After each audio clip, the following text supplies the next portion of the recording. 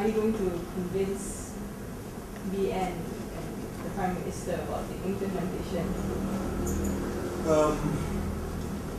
I think, judging by his response on the day itself, and his response when I briefed him in private some 2 or 3 weeks before that, he was quite receptive to most of the suggestions. There are suggestions there which are already in the pipeline. For instance, the minimum wage, Umno Youth, an example, the amendments to the ISA, and even things like housing and loans for young businesses. I think the important thing now is to syndicate the ideas. The thing that the BN Youth Lab couldn't do, which Idris Jala's labs can do, is that they can take the ideas and syndicate it, meaning that they can bring it to the ministries and the relevant agencies and say, hey, do you think this will work? And they get immediate feedback from the relevant stakeholder which implements the policy to say that yes, this could work, no, this can't work. Obviously we had time constraints and we're not the government, we're a political party, so we couldn't do that, and we didn't want to do that. So now what I've asked for is for the suggestions to go into the sports ministry, youth ministries, youth lab itself, where it's actual proper government, government agencies will be involved, and for them to try and syndicate it there. There are certain suggestions which I think they don't need to go through the whole rigmarole of being syndicated. I think I can just take it to the relevant minister and say, look, PM likes this, can you see to it that your ministry goes through it properly and come up with an implementation schedule.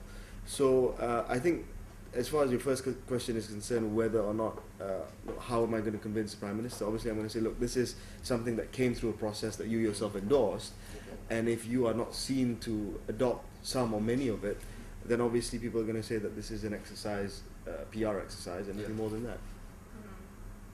Macam mana dengan apa ni, BN leader lain, sebab ada yang nampak cynical dengan BN Islam ni?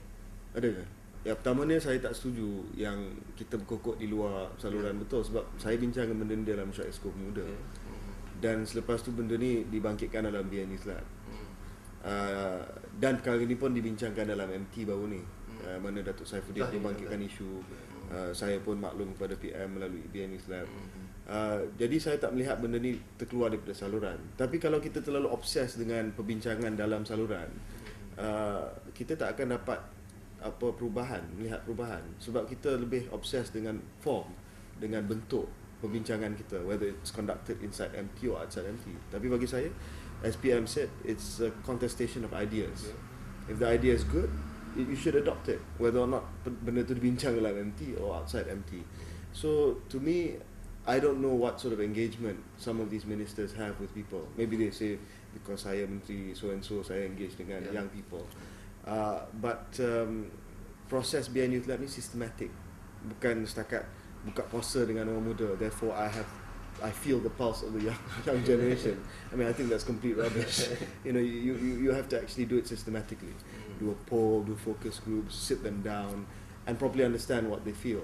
Dan mungkin advantage saya, kelebihan saya, bukan setakat saya buat benda ni secara sistematik, tapi I'm actually of that generation. So maybe my level of empathy is greater. So mungkin kalau nak jawab soalan tu, ada menteri yang skeptical, it's for them to be skeptical, it's okay. Tetapi apa yang saya nak sampaikan, bahawa proses ini sistematik dan melibatkan hampir 8,000 responden melalui poll, SMS, Facebook, Twitter, focus group dan Youth Lab itu sendiri, dan town hall. Jadi bukan satu sampel yang kecil. Bukan saya buka puasa dengan 40 pelajar, lepas tu saya kata I suddenly know, you know, what makes the young people tick. I think it would be unfair if I did that. PM dah diberi laporan. Tan Siko Sukun, Datuk Idris Jala, Datuk Sabri Cik was there. Jadi saya melihat dari segi stakeholders dalam kabinet, ini yang paling penting bagi saya, sebab Menteri Belia dan Sukan, Perdana Menteri, dan 2 menteri yang tanggungjawab atas KPI dan juga performance. Yang lain semua tu saya jemput untuk datang ke pembentangan BN Youth Lab, tapi mereka tak datang.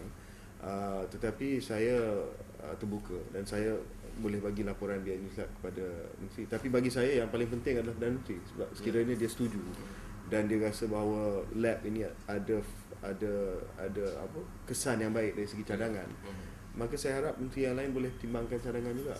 Sebab bukan kita, it's not like we are encroaching on the territory. We're just suggesting things to make some of the ministries and the programs better, that's all.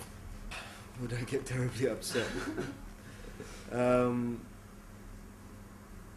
I would be I would be disappointed if they are just brushed aside, or they're not given any due consideration by the relevant ministries and agencies.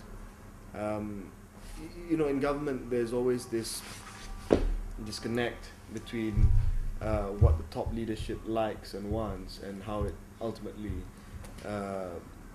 it's ultimately implemented at the working level.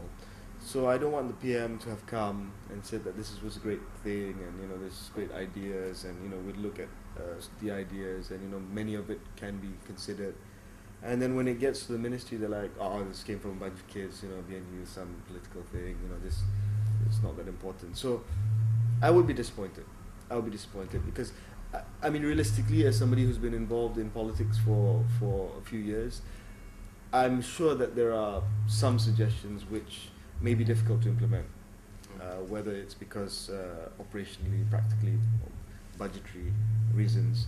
But there are some that I think are perfectly reasonable for ministries and agencies to consider. So if there is inaction on their part, then I would feel cheated, because I was asked to do this, and I was asked to do this with the mandate that try and find some touch points that young people want to see the government introduce. So when we go out to do this and sell it to young people, that this, although it's a political party that's doing this, but really we want to hear your views, and I don't care if you don't support BN, give us a chance to listen to you, because we want to create these touch points that that matter to you.